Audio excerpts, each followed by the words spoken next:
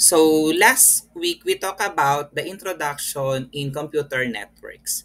So for our second module, mahalaga na ma-determine natin what are the typical kinds of networks. So yun po yung focus ng ating discussion this afternoon. So yung una po natin is the peer-to-peer networks. So ano po ba yung peer-to-peer network? So in this kind of network, there are no dedicated servers and there is no hierarchy among the computers. So meaning to say, pantay-pantay yung capability ng bawat computer. All the computers are equal and therefore are known as peers. Just like yung mga peers natin, mga kaibigan natin. Each computer functions as both a client and a server. So the good thing about peer-to-peer network, pwede siyang maging client and of course, pwede rin siyang maging server. And there is no administrator responsible for the entire network. Yung user at each computer will determine what data on that computer is shared on the network. Yung next slide naman natin, ipapakita po natin yung peer-to-peer network in which each computer functions as both a client and a server. So if you are to illustrate this one, so makikita natin yung simple example po natin dito. So meron tayong apat na workstations or computers na connected with one another, pero yung function nga po nila either client or server. And then lahat sila pwedeng connected doon sa ating resource. In this example, we have the printer. Computers in a peer-to-peer network are called peers, as I have said. And in this kind of network, all computers are considered equal, meaning they have all the same abilities to use the resources available on the network. So yung bawat computer can function both as a client and a server. Computers are not dedicated to function as servers.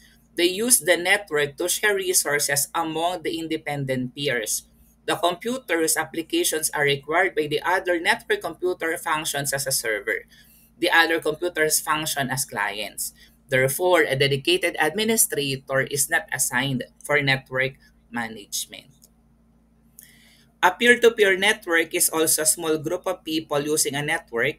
And then sabi dito, the members in this kind of network usually perform similar tasks, which necessitates the sharing of resources. So the peer-to-peer network support 10 computers, and the users in a peer-to-peer network are located in the same geographical area. So there are a lot of operating systems that we could use. So ito yung mga operating systems before, pero even up until now, yung mga latest Windows natin like Windows 10, 11, they can also use to set up a peer-to-peer network. Additional software is not required because peer-to-peer networking is built into the systems. Another thing that we need to consider about peer-to-peer network is that the users of each computer plan and control the security of the resources. The users determine the resources on their computers, which can also be shared on the network. The shared network resources such as disk space, printers, or even faxes can be used by anyone who has access to the network. So yun lang yung key. Kailangan syempre meron kang access to the network. This is possible only if the shared network resources are not password protected. Peer-to-peer networks, however, have weak and intrusive security because a central server is not used to administer and secure the network. In addition, some users may not implement security. Yun yung challenge when we use peer-to-peer network. It does not support a central login process. It implies that a computer who logs on one peer can access any shared network resource which is not controlled by a specific password. Peer-to-peer networks are relatively small because each computer functions as a client and a server. There is no need for a powerful central server or for the other components required for a high-capacity network. Peer-to-peer networks can be less expensive than server-based networks. And then sabi dito, yung peer-to-peer network din natin are simple and then inexpensive din siya to install and maintain. Kaya siguro typically pwede mo siyang gamitin kung sa mismong bahay mo lang siya i-implement or a small organization na hindi masyadong consideration yung ating security. The cost of implementing peer-to-peer networks is low because a central server is not used to administer the network. In addition, the components for a high-capacity network are not required as well in a peer-to-peer network. Also, the users handle the administration. It means that all the users need to be trained in how to share the files, how to share the folders, and even the printers. In a peer-to-peer network, suddenly shutting down your computer can cause one of your colleagues to be unable to print. This is appropriate for environments where all the users are located in the same geographical area and the network security is not an important factor, as I have said kanina. So in addition, these networks are useful when the network expansion is limited. So although stated na rin kanina, ito yung advantages kung bakit ginagamit yung peer-to-peer network. Number one, less initial expense. So no need for a dedicated server. Pangalawa, yung setup, yung operating system, even yung Windows 10, 11 already in place may only need to be reconfigured for this peer-to-peer operations. Yung disadvantages naman natin, una, syempre decentralized. Wala tayong centralized server. Another, security does not provide the security available on a peer-to-peer network. Siyempre, kung meron tayong peer-to-peer network, meron din tayong other kind ng network which is the server-based networks. And then I guess this is the commonly kind of network na ginagamit natin even in our organization. A dedicated server is one that functions only as a server and is not used as a client or workstation. Server-based networks have become the standard models for networking. So ito yung example. As you can see here, we have your directory services server.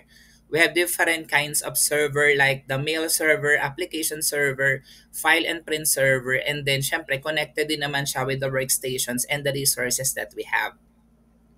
In a server-based network, clients rely on the services that the server provides, such as file storing and printing. Client computers are generally less powerful than server computers. So this time, hindi na equal yung kanilang functions, kundi distinguish na yung server talaga yung may power over the other client computers.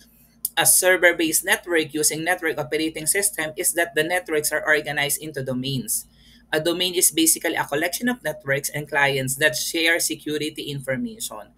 Domain security and logon permissions are controlled by special servers called domain controllers.